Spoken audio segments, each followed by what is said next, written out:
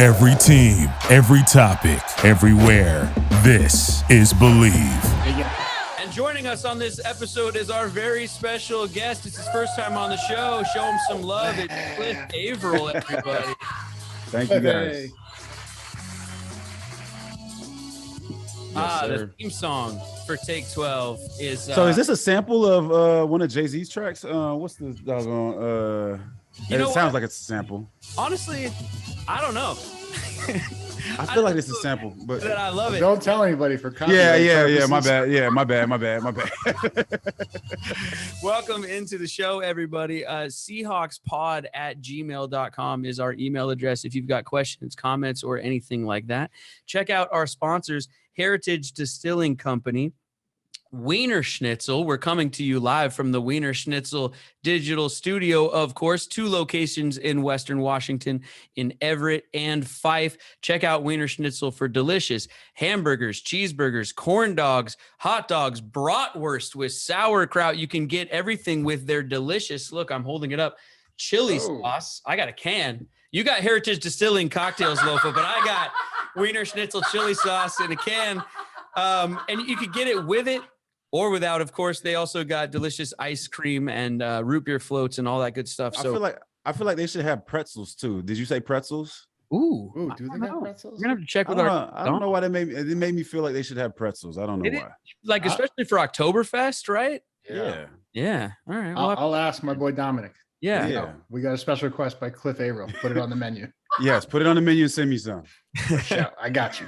Go into their locations, you guys, either in Everett or Fife for lunch or anything today. Mention Take 12 for a free small soda with any other purchase at Wiener Schnitzels of Western Washington. Also, Fit My Foot and Bet Online, but I'll tell you about them later. And Epic Seats. Katie, yes. Cliff, they have a pretzel bun. Ooh, a pretzel bun. Okay, well, I need a pretzel. Okay. Well, you can go in and order maybe just the bun. Just get the bun. Just the bun, please. No burger. You guys, let's get right into the game that we all witnessed. Like I said, I was there live in the building when our mighty Seattle Seahawks came down here to Southern California and just put it on the I almost said San Diego, the not San Diego Chargers yesterday. 37 to who cares was the final score. Geno put up a ton of points again. K9 was running all over everybody, but I'm going to reverse everything from what I did last week because the defense, I think, was the story for me this time, being in the building, watching it live. They played great. They were all over Justin Herbert, turnovers everywhere. I mean, you guys are 2 defensive guys. Shouldn't we just heap some praise on the defense? Yes. Hats off to the defense, man. The last 2 weeks they've looked great. You know, I think the first few weeks it's all about figuring out this new scheme, figuring out the personnel, because some coaches think it's the scheme, some coaches think it's the personnel, but guess what? You need both of them to be able to have success. And I think guys are kind of buying in now. They've changed up a few different things on the D-line front, and it's showing up now. The guys are, there's more pressures, there's more hurries, there's more hits on the quarterback. The sacks don't necessarily have to be, 6-7 every game, but if you're getting the quarterback off the spot, you're doing your job. Yeah, it was an unbelievable job at the defense right from the jump. I mean, 2 huge turnovers. We go up 17-0 because of it, giving the offense a great field position. But DT, man, he showed up in a big way. Yes. That was unbelievable. Cliff, we might have to work with him on the run back skills. Yes, yeah. How about a little high step there? That's a quarterback, my man. Come on. You should never get tackled by the quarterback. Ever. What goes on the next day in the film when they're watching film of that? Are guys going to kind of punk him a little bit at the end just for fun? Oh yes. Oh, I mean, I don't know if he makes it off the plane without at least hearing one comment about it. You know what I'm saying? He switched the ball like last second, and then just was like, he was holding it so tight. Yeah, like he didn't want. Because live and being there in the stadium, of course, the place goes nuts. You guys, that place was at least 50% Seahawk fans yesterday. I'm telling you, it didn't feel like a home game or anything, but it was loud in there. I don't know if you guys could hear the Hawks chants on the TV broadcast, but they were loud in the building, and the place was going absolutely crazy when Daryl did that. But I was going to say that I didn't know it was Herbert that tackled him because it just all happened so fast, and then they did not want to replay that thing. So I didn't know until later when I got home and I was kind of watching the recap. When he tipped it and then it bounced right into his hands, I was like, oh, he's fast too. I was like, I just stood up and yelled touchdown. And then everybody looked at me like I was crazy because he got tackled by the quarterback. But I mean, yeah, that was huge. Ryan Neal with a big interception, jumped that right across the middle. The turnovers, man. Cliff, like, you know, he's always preached that it's all about the ball on defense, and we're getting him in the bunches, and it's awesome to see, man. It, you know, reminds me of you in the LOB now, where, you know, just a reminder though. Can't anoint them. Yeah. But there's shades of it. It looks promising. Oh yeah. No doubt. Especially with all the young players buying into that philosophy, right? I mean, you know, it reminds you of the 2011, 2012, where guys are kind of figuring things out and they're buying into the philosophy of getting after the ball. Guys up front are getting sack fumbles, causing turnovers. Guys on the back end getting interceptions. I mean, that turnovers just give you a chance. They give you a chance to win. You get more possessions, and obviously it helped us tremendously last night. Yeah. One time I got to go to training camp. Cliff was probably still playing, and I was famous enough to get to go stand on the sidelines at training camp. And afterwards, my family and people I was there with, we got to take pictures with some players. And so we took a picture with Mike, Robin, and Sherm. And it was the year after, I think Sherm had kind of come on the year before, played not really full time, but I don't know. He would just had a really great like end of the season before that or whatever. And I just offhandedly said to him, like, hey man, big fan. Like the way you came on last year was just amazing. And he just stopped and he looked me dead in the eye and he goes, you ain't seen nothing yet. Yeah. That's Sherm. That is Sherm. And that was that year you guys are talking about. So if that's what we're headed for, if they've got that sort of like swagger and feel like they're finally coming into it, man, the sky's the limit, of course. I mean, it was incredible. I mean, Cliff, as a guy, you know, Hawks legend here, who known for getting after the quarterback. I mean, we've heaped praise on the defense for the things they've done good, but this D line, and you mentioned it, what exactly did they change up? And I mean, you know, Nwosu also, like all the guys. Al Woods, how about Al Woods sticking out his arm and grabbing a hold of Justin Herbert and be like, get back here, son. Hey man, Al Woods is no small guy either. Like that's one of probably the biggest human beings I've been around. Herbert's big too though, but he grabbed him with that one big paw, right? And just right back. That was amazing. Cliff, just talk about the D line. Yeah, no, it's you know, again, it's been at the beginning of the season, you know, they kind of changed up the scheme a little bit where the guys were kind of catching blocks, meaning you know, instead of attacking, they were kind of catching blocks and letting the linebackers kind of, you know, play freely, hopefully play a little bit more free. But over the last couple of weeks, the guys are like, hey, coach, we want to attack. We want to get upfield a little bit more. And it's shown, you know, it showed up a lot and it's disruptive. When you play that way, you're getting up the field, you're being disruptive, you're just messing things up. You know, it allows the linebackers to continue to play freely, but also allows those guys to get on the quarterback a little bit quicker. And again, the last couple of weeks, it's definitely showing up with all the hits and hurries that these guys have been able to get. Yeah, totally. I mean, coverage sacks also. Is tight on the back end. I mean, seeing it live. So, you know, getting to sit up there and see kind of everything happen that you can't really see on TV. I mean, Tariq Woolen is just beast. It barely translates on TV though. Up to this point, what I saw in person, you guys, that was yeah. Oh, I'm excited. I'm excited for the future. A couple breakups, even one that he played top shoulder perfectly, and he broke it up because his reach is so, you know, and the guy was looking for a flag, was like, bro, that was almost picked off. Yeah. But he don't want to give a deep ball, right? So he was playing top shoulder down. He played top down in that situation, and he deflected it, knocked it down. But he's special. Yeah. And he's just raw too, though. You know what I mean? Like he's still figuring it out. That's the crazy part, right? He's still trying to figure it out. He doesn't even understand the game to a T just yet. And yet, you know, he's making all these big plays. So once he starts understanding it and the game starts to slow down for him, oh man, it's gonna get real scary out there. It's over. We're all licking our chops here. How about switching over to the offense? K9. K9 2 weeks in a row. I mean, no secret, he was probably everybody's largest ad drop in fantasy leagues out there, and he delivered. I mean, 2 touchdowns, a bajillion yards, looking shifty again in person. I mean, just looks fast. His a buddy of mine, I'm texting with a buddy of mine. His 2-yard runs are fun to watch. And Barry Sanders-esque. 4 guys miss and then runs 2 yards, and it's a thing of beauty. Yeah, Barry Sanders-esque, exactly, Lofa. I mean, yeah, go take it, Lofa. I mean, K9, what a game. Yeah, there's 168, 2 touchdowns, 23 carries. So he's getting volume. I'm just happy to see that he's not on a pitch count. Like it's usually like when the years passed since we had beast mode. It was like, all right, well, other than him, if you get to like 14, 15, it's, we're going to shut it down and then go elsewhere or put in, somebody else. And it was just amazing, man. I think he averaged 7 or 8. And, the home run speed, like he's a threat to take it anywhere on the field to the house. And I mean, no one was even close when he broke and late in the game too. So finishing still fast in the fourth quarter. I mean, his conditioning is crazy. I mean, he's everything, you guys. Cliff. But not just that. I mean, usually there's special running backs, right? Marshawn Lynch, obviously a special running back. He can run between the tackles. He can run past you. He can run you over, right? Some guys are just maulers. They just are between the tackles. And then some guys are scat backs. They are on the edge of the defense. K9, he does a little bit of all of that. You know what I mean? Like he's shifty, he's quick, he's fast. He's going to run past guys, but if he needs to, he'll run, in between the tackles as well. There's something special with that kid for sure. Well, just gotta keep going. No, you just got to keep going.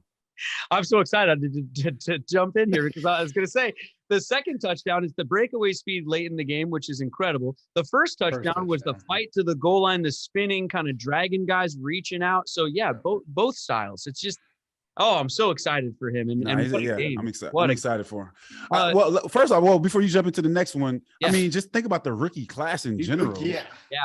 Like that, all of those guys are doing some impressive stuff, man. Like they're killing it right now, and the Seahawks look like geniuses so far.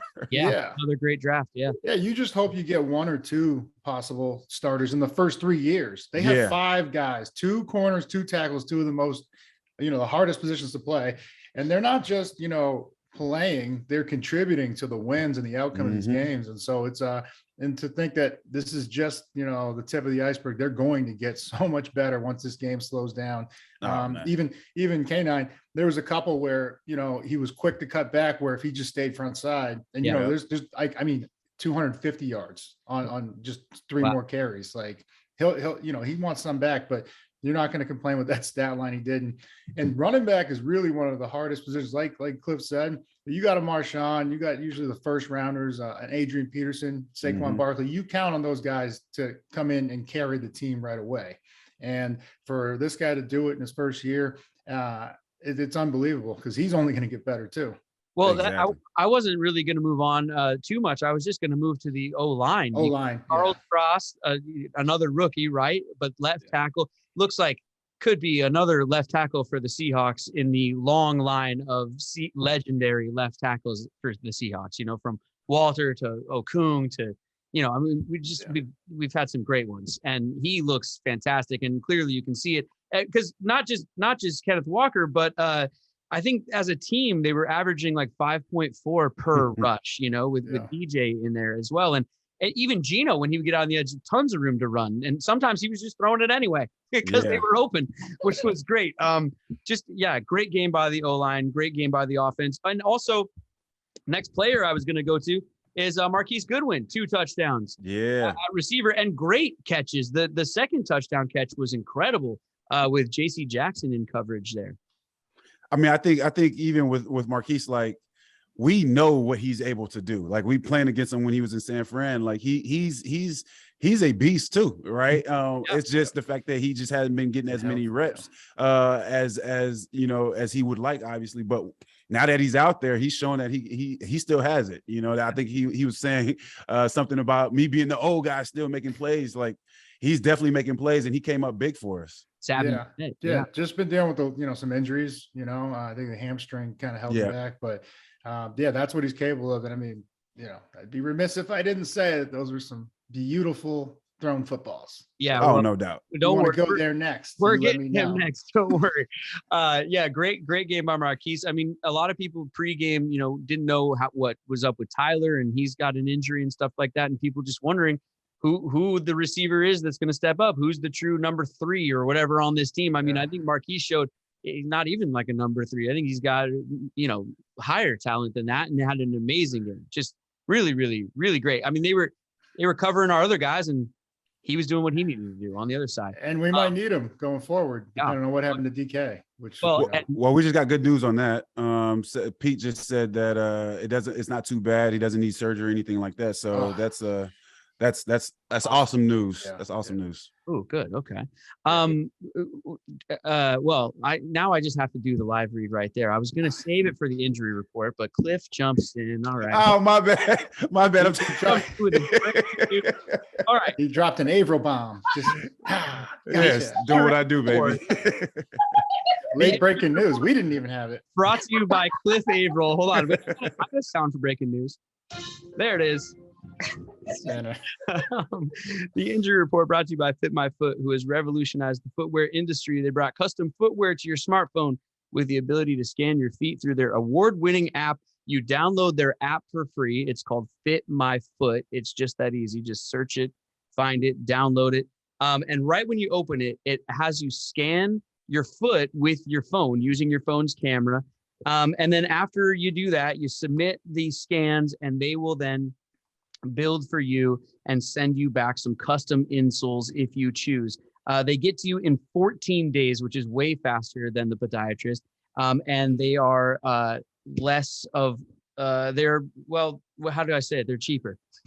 They're better. They're They're better. More And cost they're all effective. about- They're 3D they're custom. printed. They're Yeah. 3D printed, custom to match your foot with custom arch support. 80% of people who tried them reported feeling less pain. So let's get on it, everybody. Take 12 listeners can use our promo code LOFA20 to get 20% off right now. That's LOFA20 to get 20% off at Fit My Foot. And DK's thing was negative and all of that. And so that's the injury report. And Fit My Foot. We need to, it's got to be a Fit My Foot ground player of the game or ground performance of the game. So that's going to K9. We'll get him some custom insoles. Geno, everybody. Geno. This amazing. Pay the man. I was just going to say it. I mean, he's getting more and more expensive with every game. By the day. He's getting more and more love from everybody around the league, as he should. He is clearly the NFL comeback player of the year. However, maybe don't call it a comeback because he's been here the whole time. He looks great. He looks like a vet. He looks savvy. His balls in person look zip. Pause. I'm sorry. He can spin it, man. Oh man, I wouldn't have said anything if Lofa didn't say anything. I would just let you ride that one out. I'm just gonna drink. All right. So try that over again. So his balls look perfect in person, and what else? Yeah. In You were person, saying, when you see Geno throw the ball in person, there you go. it has got a zip on it that I just haven't seen from some quarterbacks in a while, honestly. I mean, even the throw to Noah Fant where he was like triple covered, that thing got there. Yeah. Like in person, it looked a little scary. I'm sure on TV, the first time you saw it, you were like, whoa, that's triple coverage. Whoa, that was kind of dangerous. You see that thing in slow motion? It got there. Yeah. Everything gets there with Geno. He's playing out of his mind and had another amazing game. Yeah, 20. Oh, go ahead, Cliffy. My fault. No, I was going to say, but, I think people forget that Geno was a starter in the NFL, right? Yeah. He's taken some lumps. He's seen the game from that starting position. It's just the last few years he's got to sit back and kind of watch the game too, right? And learn on a different level. So to see him playing at the level that he's playing has been impressive. Just seeing him I think the most impressive thing for me is seeing him sit in the pocket, take some hits, and still be able to launch the ball and get it to his wide receivers on a few different plays. It's pretty impressive. His numbers are crazy, and he's making even his teammates that had some doubts. I'm sure there were some guys in the locker room that had some doubts. Like, he's making them believers now, and he's only going to get better as those guys continue to buy into what he's been able to do. Well, and even on third down, like long third downs, it's like I just kind of sat back in my chair, like Geno's got it. We got this. Like there's a certain confidence that he has that then makes me have that confidence as a fan watching. You just believe he's going to get it done, and he goes out and gets it done. Tyler with some great catches on those though too. Great routes, getting just beyond the line right there, right? A lot of times, especially late. But I mean, man, Geno he looks great. Lofa, how happy are you that on this podcast we were like, we didn't really take a stand on who should be the starting quarterback. We didn't know. We played it political because we were like, how can anyone know what's going to happen? And we just said, let's let it play out. And it's playing out beautifully. I mean, it's unbelievable. And to think, with every loss in that trade that Denver has, our picks just get better. And so we have a lot of, draft capital to whether we want to make a move at the deadline or, just go build around Geno, because like Cliff said, pay the man. We're not joking. What he's shown in this 7 games has been nothing short of a miracle, man. It's been unbelievable. And happy for him, proud of him. Cliff, I talked about it, how hard it is. We've seen guys come in for a game, miss a play, throw an interception, and never get a chance again. Yeah. And that time, like you're saying, sitting, it's done him well. He has a great grasp of this offense, and he's a commander out there. He is, a field general, and putting the ball everywhere. That one to DK almost comes down with that. That could be a touchdown because it was down at the 1. So even like his incompletions, and the interception was his fault, deflected, pass. Yeah. And so just taking care of the ball is priority number 1 in this organization and Pete's philosophy. And he's doing a great job, but he's not shying down from those moments of making a play. He's going for it. And so it's going to get more expensive if they don't. And so what I want to ask Cliff, like, put your GM hat on. What would you do here right now in terms of either negotiating with them, or what would your thought process be? Well, I think you got to start the process, right? You got to start getting a feel for what those numbers look like. I'm sure they are. Matt Thomas and John Schneider and all those guys are up there kind of seeing where he fits in. I think the biggest thing is, do you try to offer him something now, or do you wait to the end of the season? Now, obviously, you always have the chances of a lot of different things happening. It's only been 7 games, all these different things. But the longer you wait, the more expensive it gets. And so it's a risk reward thing right now. So for me, I'm thinking about it already, but I'm thinking we signed him to like a 3-year deal. Perfect. 3-year deal. He's going to get between 15 to 20. So we got to already have that in our head, because if he hits free agency, he's going to get more, because 15 to 20 is bottom tier, right? Yeah. So he's gonna get 15, 20. So you put that in front of him immediately for a guy that's making, what is he making, 3-5 this year, something like that. So you put 15 in front of him, I'm pretty sure he's gonna sign. But if you let it go to free agency, he's gonna get 25 plus. So I'm thinking, hey man, let's start having these talks right now and offer him something that's gonna look real sweet to him.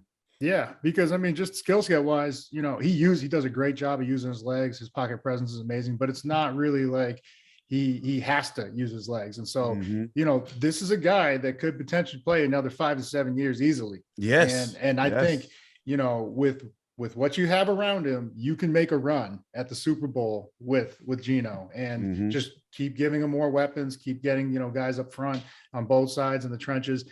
And then let's make the run, because then, you got Drew Lock behind you. And this is kind of a Geno Russ situation where Drew can learn, and maybe be the future down the road, so in a great position is what I think for this organization.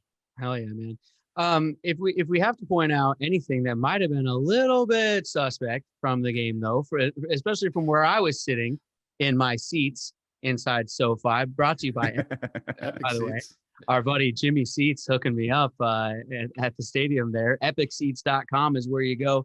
It's for all your ticket needs, everybody. They're a local company from Seattle, so check them out. It's EpicSeats.com. Mention Take 12 to get an extra $12 per ticket when you're selling your seats on Epic Seats. So you got 2 tickets to anything that you want to offload. You sell them to Epic Seats. Mention Take 12. You get an extra $24. You could buy a beer. And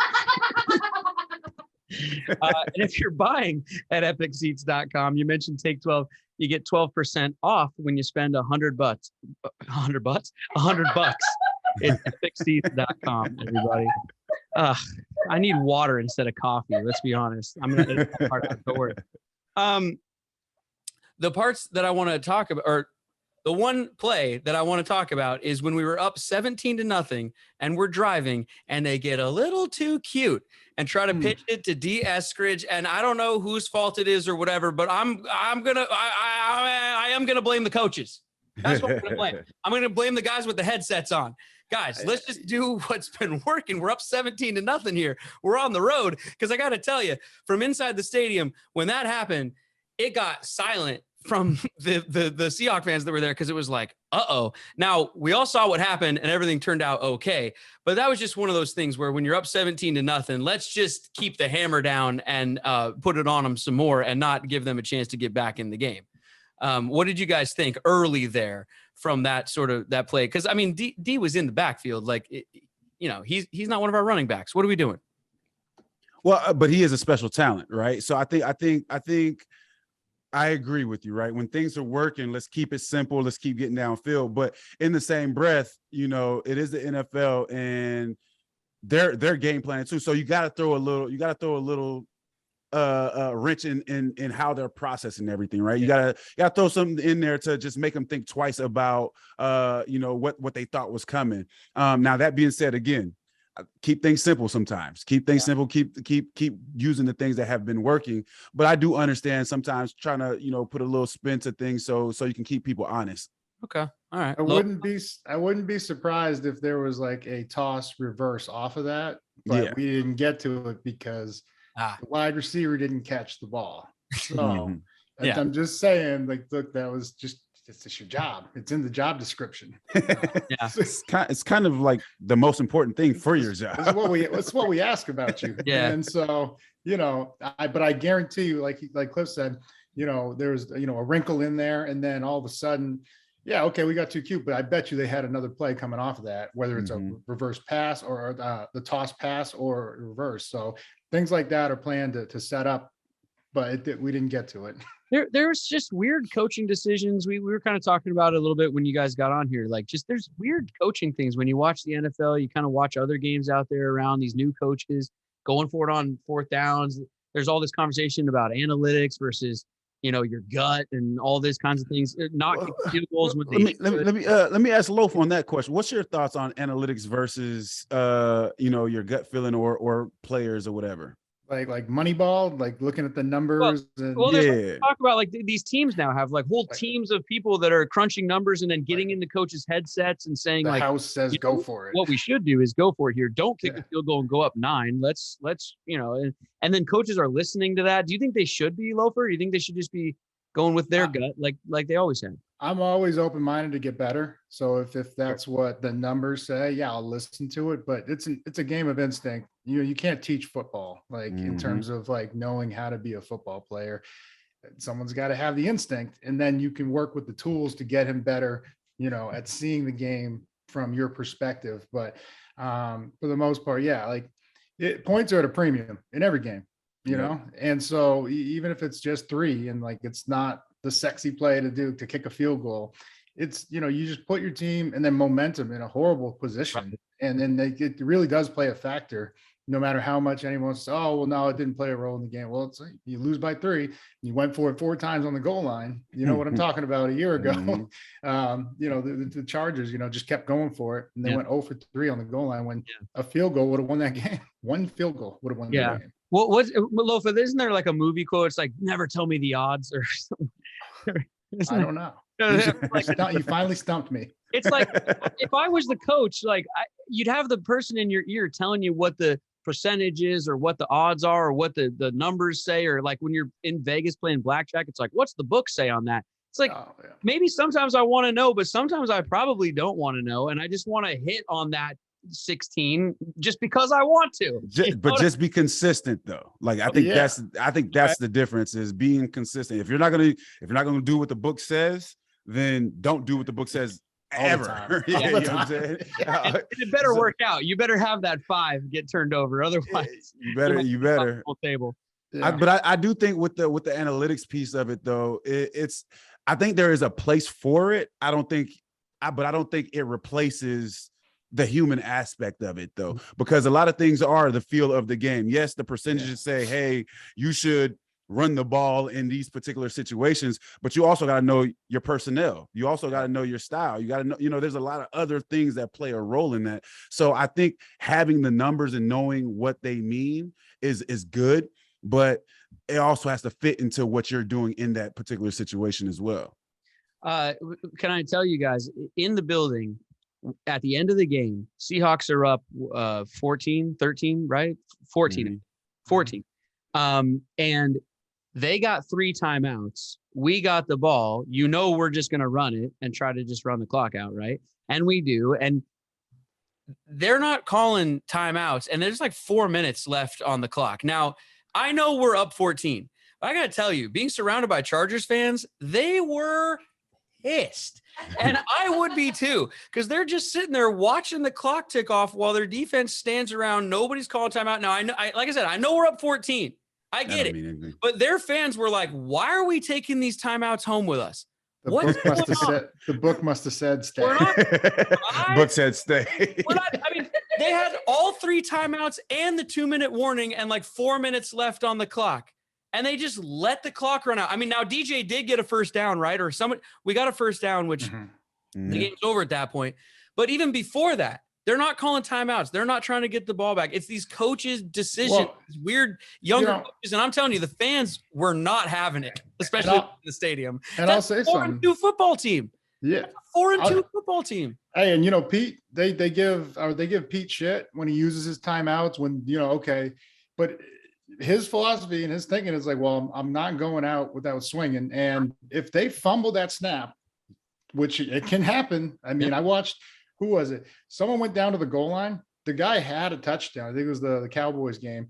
Parsons made a great play and tackled the guy, but they didn't even review it. Now, first of all, I don't know why don't get me on refs, but refs you got to call a touchdown because that's reviewable anyways. Yeah, exactly. And so I didn't understand that. But then the Lions, they ran up, they tried to hurry because maybe they thought, they were just trying to catch them off guard. They fumbled the snap and give the ball to the Cowboys on the 1. And it's just like, why don't you review that? Like, I mean, you could punch the ball out. There's like a lot of things that could happen. And they just sat on those timeouts. It was kind of weird. Yeah. Well, but I think sometimes coaches get in their own way, like being down 14 with 4 minutes to go. Like I've been in games where we're down 16 points with 4 minutes and we still end up finding a way to win. Right. So what, I agree. Why are you taking those timeouts home with you? You know what I mean? You're not getting nothing for them. You got to use them and you never know what can happen. You're not a 0-6 football. You're a 4-2 football team competing in the AFC West. I mean, I don't know. I don't know. It was a weird, it felt like a weird message to send to not only your players maybe, but the fans too. That's the more dangerous part. We're going home. Yeah. Because what you don't want to do is lose your locker room. Don't want to lose the locker room. And then you don't want to lose the fans who are, there to support you and cause the crowd noise that we come and love here with the 12. Well, as a Seahawk fan being in the building, it was nice to see my team come in and basically make another team give up like the old days. It was great. I think the Chargers fans were dismayed. The players looked like they wanted to leave. The coaches clearly wanted out of there. And my team was the one doing the damage. Our team was the one doing the damage. It was great to see you guys. It was fantastic. Do you guys have anything else before we get out of here? Oh, yeah. Well, Cliff, let's talk about. Well, no, I got that. But anything from the game, I'm sorry. Oh, from the game? No, just solid win. So solid team win. A lot of things to build off of. I think that's the cool thing is when nobody expects anything from you and yet you produce the way you've been producing. It's exciting. It's exciting for the city. It's exciting for the team, obviously. Well said, man. Hey, Cliff, thank you so much for your time and jumping on with us today and everything, dude. We know you're a busy guy up there and everything. And tell us all about the Cliff Avril Family Foundation. You got big things going on. Yeah, no, man. The Cliff Avril Family Foundation. We've been an organization for 10 years now, which is crazy to think about. We actually just had one of our main fundraiser, Dining to Make a Difference. My man Lofa was in the building. always supporting. So we appreciate that. But we're just continue to try to make a difference in the community. You know, we do a lot of work in Haiti, a lot of work here in Seattle. Got a mentoring program called the Cliffs Crew that I'm excited about. That you know, we've been mentoring these young boys for the last 4 years, and I plan on going all the way through college with them and continue to, you know, just be someone they could talk to, but also expose them to different experiences and opportunities that are here in their own backyard. So we're just continuing to grow. To get more information, go to the Cliff Avril Family Foundation.org. You can see everything that the organization is doing and continue want to just make a difference in the community that we live in. Cool, man. Dude, Awesome. you guys, a legend on the field and off, Cliff. That's awesome. Appreciate you guys it, brother. Get more information by going to the Cliff Avril Family Foundation.org. Check out Cliff Avril, of course, on all social media. Yes, at sir. Cliff Avril. It's spelled exactly how it should be because it's his name. Yeah, exactly. Lofa, we're out of here.